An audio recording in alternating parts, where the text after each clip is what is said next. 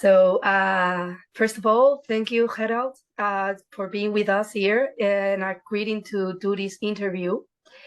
Problem. Um, you're going to be an important part of my final exam of my project, and I wanted to know what were your thoughts about some parts of this research. So I'm going to start with the first question of this interview.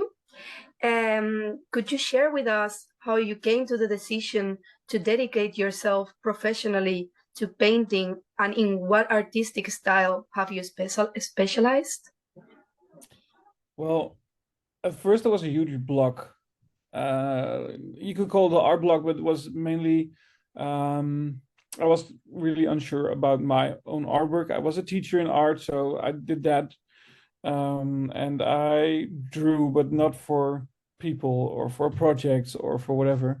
And um, but then I discovered digital painting, and that opened a whole new world for me because with just one tap you could undo anything you did before and you could paint over stuff, so things got much more faster. But for me it gave the confidence that I could make something that was worth looking at, um, because a paper is really finite. Like if you put something to a paper, then it's there and it's hard to remove. But digital, it gave me a lot of freedom, and that gradually um, I got better and better. And then I thought, okay, I can share this with the world. And then from one thing came from another. I just started an Instagram account, and things started from there.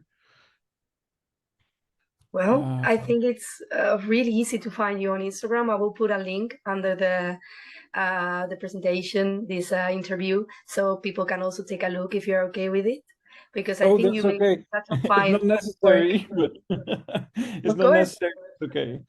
it's Yeah. your work, and it's pretty amazing.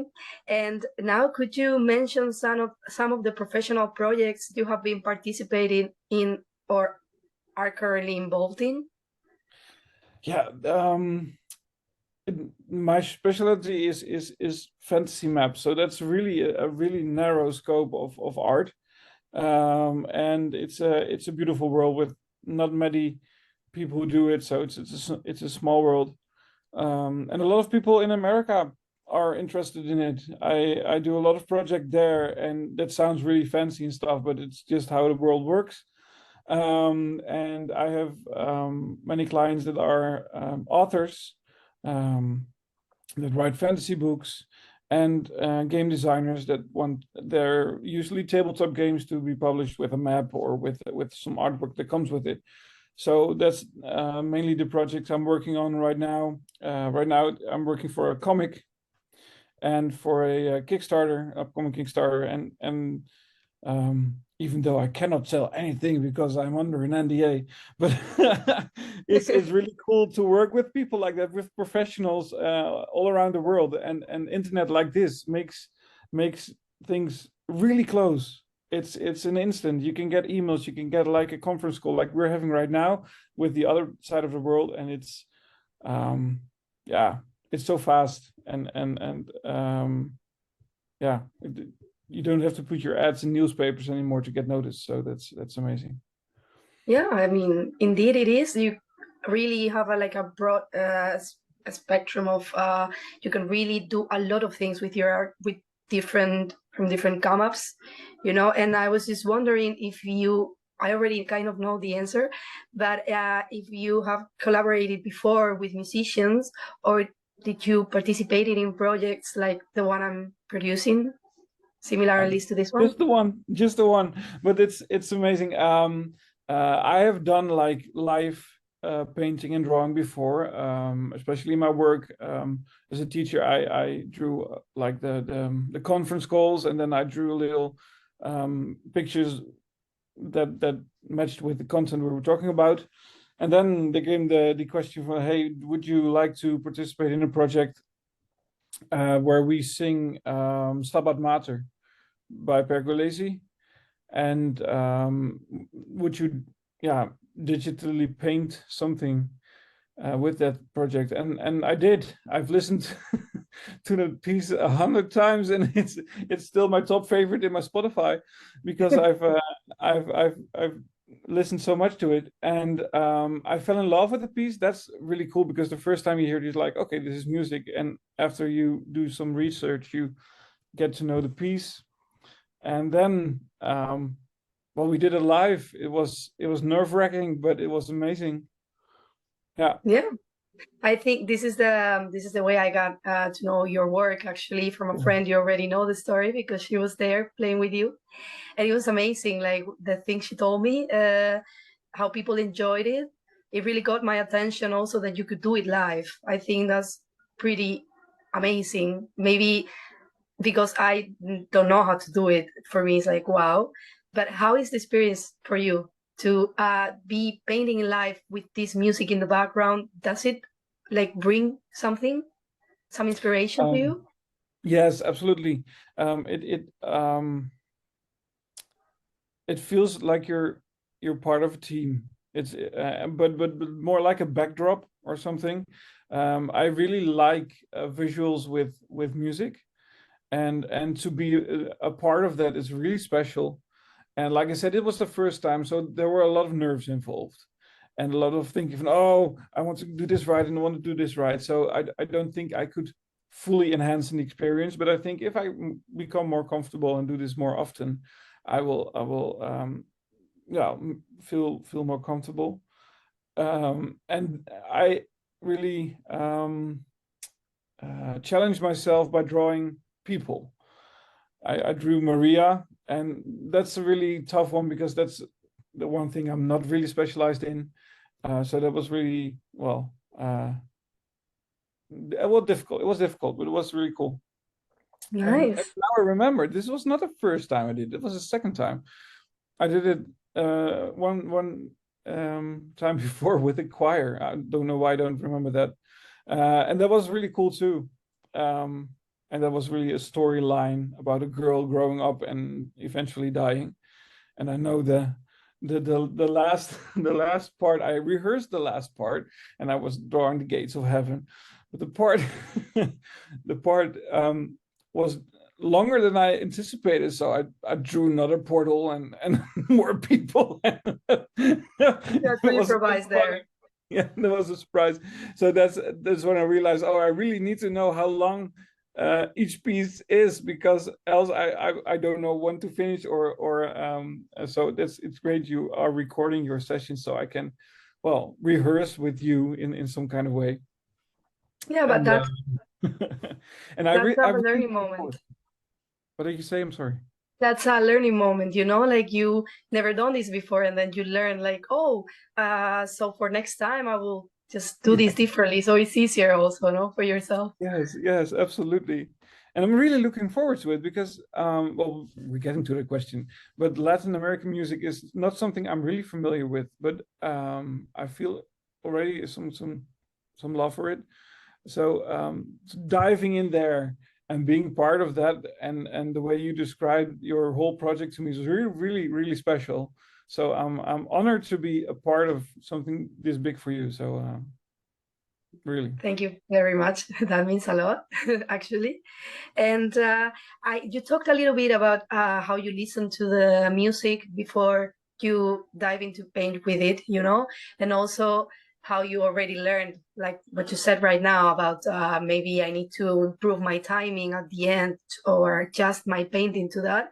But is there anything else that you can say about your creative process when you are facing a project like this one with music involved?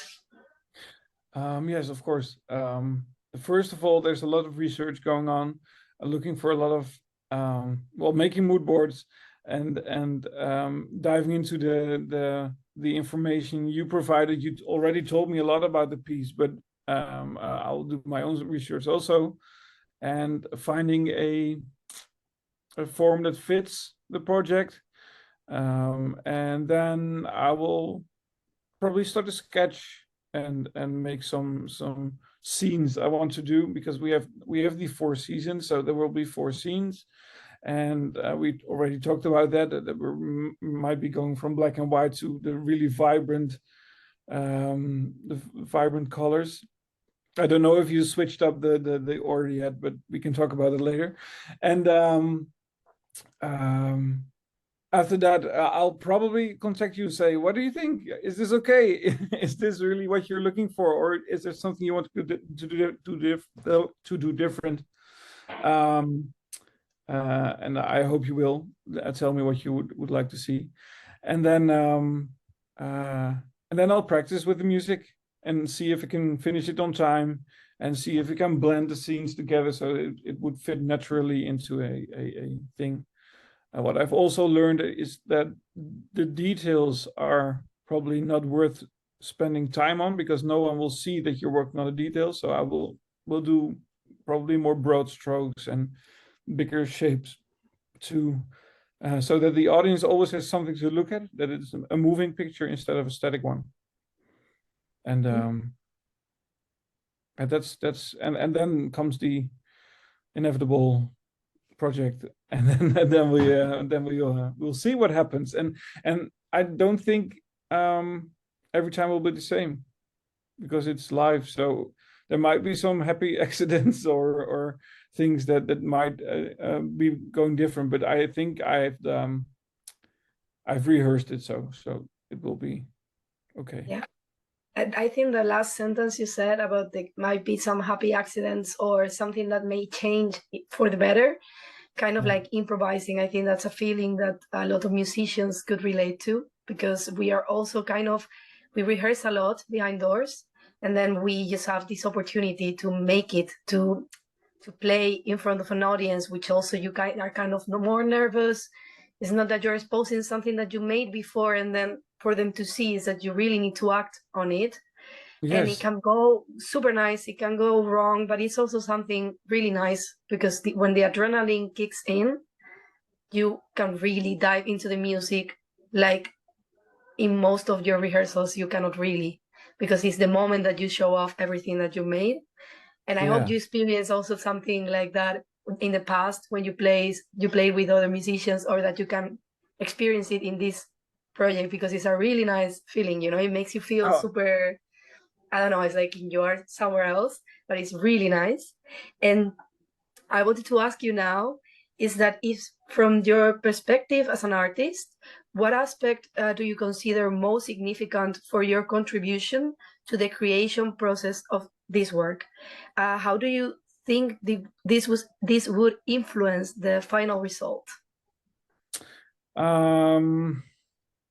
I think I might be looking for some emotional resonance, like you play music, and that's it's really abstract because there are no words, but it gives off emotion. It gives off like maybe some happy tunes or some tension, and I really hope that my work, just like I said, like a backdrop, will enhance that emotion, that people will listen to it and say, oh, I'm hearing these sounds and I'm seeing the chaos on the canvas, or it looks like I'm walking through a meadow, and oh, that fits with what I see on the screen. And I really hope that would be a thing that enhances the experience and not hinder it. I don't want it to be this is my experience for the piece. I want it to be that we can share this. Yeah. I hope you know what I'm saying.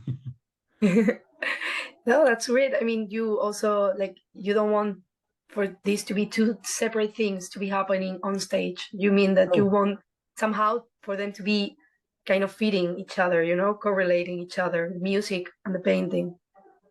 Yes. That we're performing together, and and I hope that will work. And they're absolutely two separate things. There's music and there's art, so there's no doubt about that it will always be a gap between it.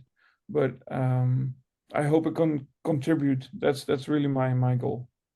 Yeah, that's my goal too. Of course, there's always gonna be kind of this invisible wall, but I think somehow we can manage to get it closer, you know, both parts. And I think that's one of the goals that I would like also to achieve while my performance. And I'm glad that you also see it that way.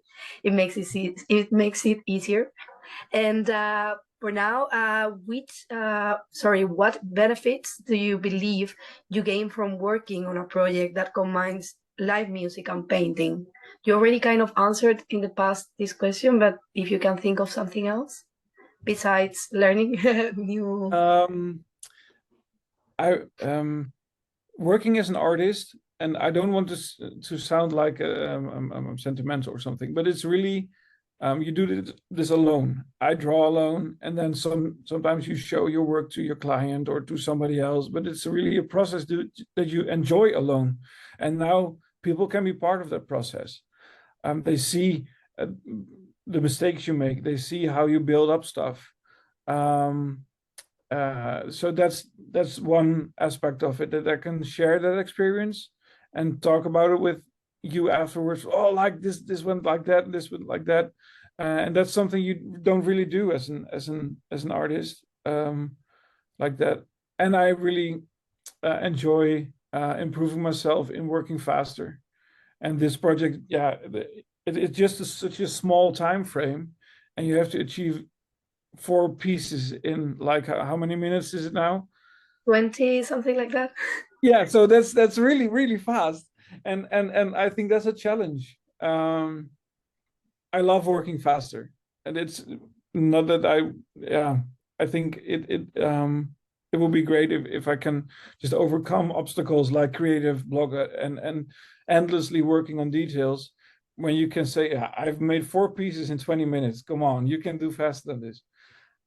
So That's great. That's amazing. You have your own goals inside of this performance. I think that's really important because that also keeps you motivated yes. to engage with a project like this. And for now, the final question, it's related to the topic, kind of the idea of my final, which is what is your opinion on the combination of music with other art forms? Do you think this practice could attract a younger audience that perhaps is not drawn to traditional classical music?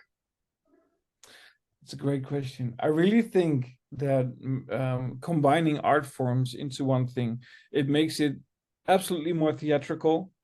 And I think theater is one of the most amazing forms of art, because so many things come together there and work seamlessly together. No one thinks, oh, that's weird. There's art, there's costumes, there's music, and there's acting.